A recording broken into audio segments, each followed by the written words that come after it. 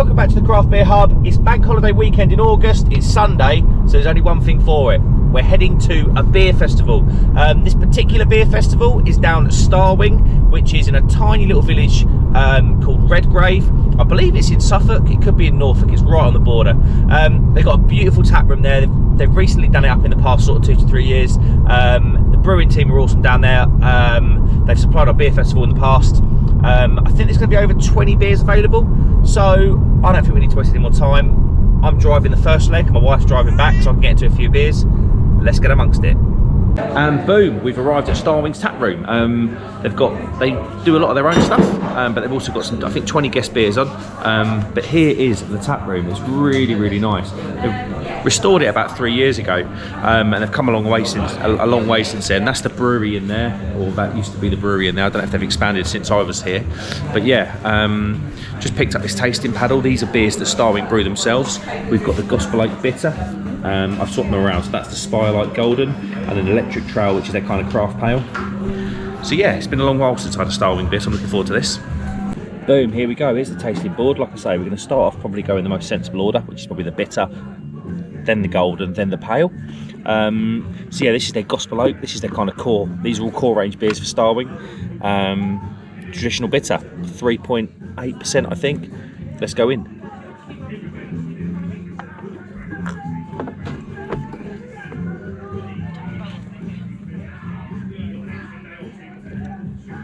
Yeah, that is lovely. I mean, nothing to write home about, don't get me wrong, but in terms of absolute quality, it's nice, deep and malty, it's brown bready, nice sticky toffee thing in there, bit of berried fruit, it's really quite nice. Then we're going to go on to the next one. This is a golden ale, got my sister and her husband behind. This is the golden ale, this is called Spirelight, this is slightly lighter obviously. Let's go in.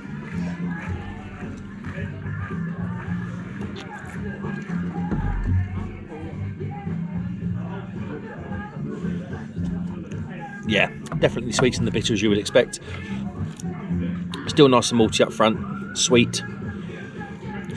Back end I'm not picking up too much in the way of hop.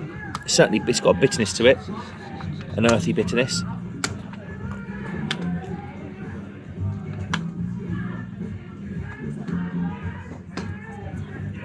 Slight hint of citrus, then bitter. That's really quite nice. And then this one, this is probably the beer that's probably most up my street. This is their Electric Trail. It's their... It wasn't... I've got my daughter piping up with her sandwich. This is like their... This is now one of their craft beers. One of their craft pales. Core craft pale, should I say.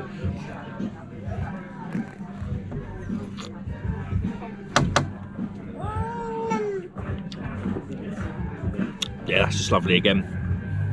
Malty up front, a lot sweeter. Wow, really sweet hit at the back. Low bitterness. A little bit of citrus, a little bit of orange in there, a little bit of orange peel, zest orange, sort of zesty peel in there. Overall, pretty good way to start the day.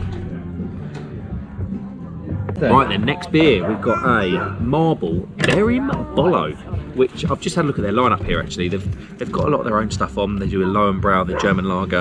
This is Starwing in Suffolk, but they've also got on their guest bar a lot of really good breweries. They've got Verdun, Cloudwater, Marble, Tiny Rebel, Neptune. There's loads on there, but this particular one is Marble. It's called Berim Bolo. It's a blonde beer, 4.5%. I absolutely love a blonde, and it's summer, so happy days.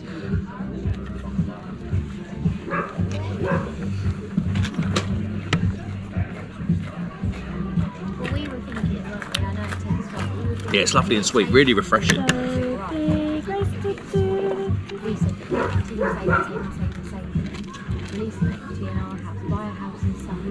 Soft and malty up front. Bit of passion fruit, and then it just goes to really crisp bitterness. This is really nice. Did I say 4.5%? I think I did. So far, the beer.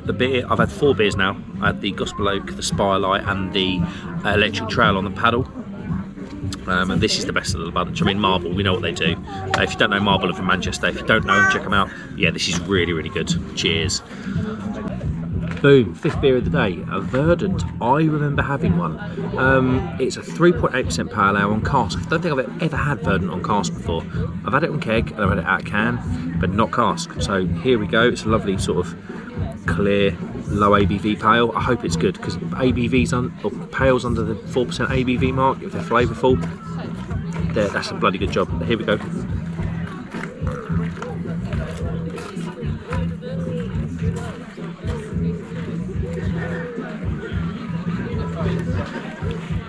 Yeah, that's pretty good. Don't know if it's the best lower ABV beer, ABV pale I've had, but it's sweet and malty up front, a little bit of wafer malt in there, bit of citrus, really good bit of bitterness at the back.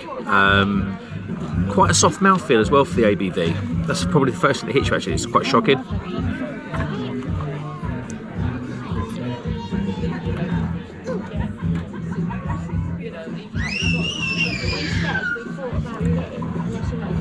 Yeah, it's lemon and lime in the middle, and then it's like a fruity sort of bitterness at the back, dryness. That's not bad. Probably not my favourite low ABV pale, but it's not bad at all. Fair play Verdant, and that is I remember having one from, yeah, Verdant. On to the next one. I'm getting fairly pissed now, to be honest with you. At least look at the lunch menu. So, boom. 6th beer of the day, Luke? 7? 6? 6? Yeah, number 6. Yeah. Number 6. This is an Arbor My Little Sobroni. Now, a lot of you would have had this out of Sainsbury's, I believe it was. I had the Sainsbury's version and I had the bottle shop version that they did in can. This is the first time I've had it on cask. My Little Sobroni, it's got Sabro in it. Divisive hop, I know, but for me, it hits all the right notes for me. I love citrus and I love coconut, so it just smells like coconut and lime. I absolutely love it. It just smells like summer. I'm at Summer Beer Festival, why not? Cheers, everybody. I've made garlic mayo, haven't I, for us? You roast the garlic clove in the oven in tin foil for like 15 minutes. Oh, that's just insane. It's lovely pale malts up front, a bit biscuity as well, and then that just gives way, and it's almost like the mouthfeel changes. It goes lovely and soft, and then you get whacked with those big pineapple, big lime, big citrus flavours, with a little bit of bitterness at the end.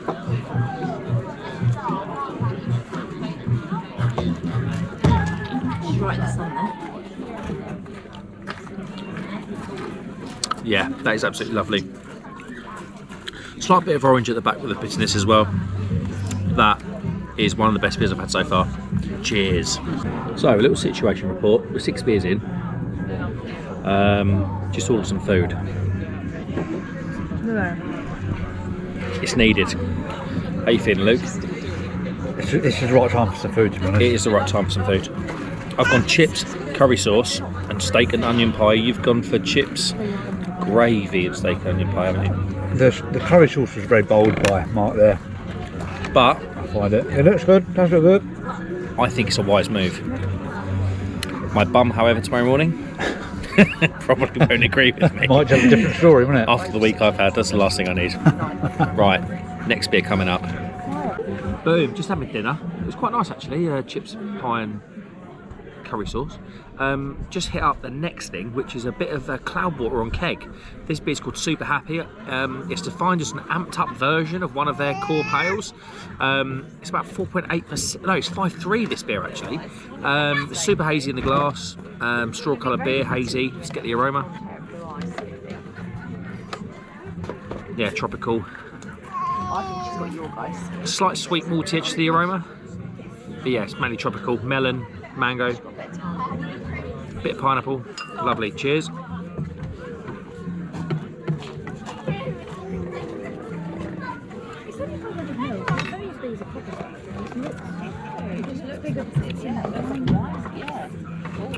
Wow, that is cracking. I've been quite critical of Cloudwater the past 12 months. I think for me personally, the beers I ordered and the beers that I tasted, they had quite a poor 2021. But this is the first or second beer I've had from them in 2022, and it's absolutely lovely.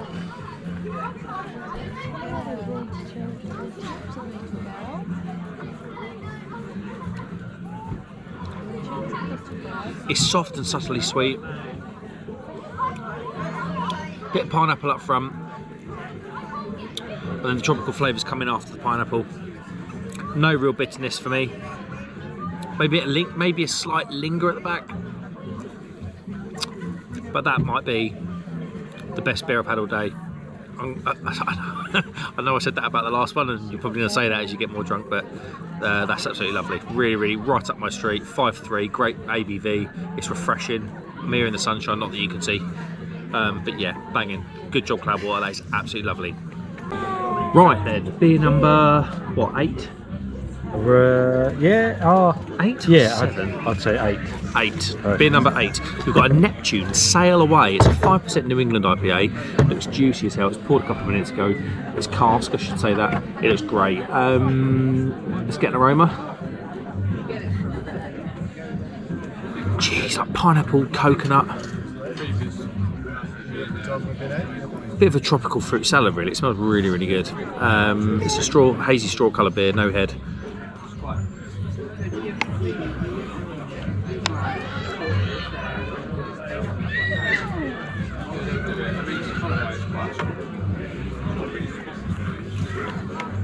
Oh, that is unreal. Super soft in the mouth. Sweet to start with. Not getting much malt at all. It's New England, so I imagine the hops are at play here. I imagine it's been hopped with Sabro because it's a huge hit of coconut. There's sort of a pineapple, mango, a bit of tangerine or orange in there as well. But last and finish is like juicy coconut, milky coconut. Low bitterness. That is absolutely lovely. I'm going to say it again. I think this might be the best beer here so far. Yeah, Neptune. I think it's my first Neptune beer actually. I've heard a lot about them. I think they're from Liverpool. I think it could be Manchester, but I think it's Liverpool. Yeah, what a beer this is. 5% Neptune Sail Away. Boom. And just like that, we're in the car home. We've had a good fill. 8 or 9 beers, I think. I think the standout ones were definitely that Neptune New England Pale towards the end. The Verdant low alcohol or low alcohol pale, it was really flavourful for 3.8, and the Cloudwater Pale, I think it was. The staff are amazing down at Starwing. If you haven't checked them out, go and check them out. They'll be at Starwing Brewery, I think, on Instagram, but they're really, really nice guys. All those beers were $2.50 for a half or £5 a pint, which when you're drinking New England Pales at 5% is not bad, especially when they get it in for a one-time festival. So yeah, I appreciate those guys keeping the prices low and accessible, and yeah, we had a really good time. Right, if you'd like to subscribe, that'd be amazing, and let me know in the comments if you've had any of those beers that I had. Like I say, I think the best one for me was that Neptune New England Pale. Yeah, I appreciate you watching. I'll see you on the next one. Cheers.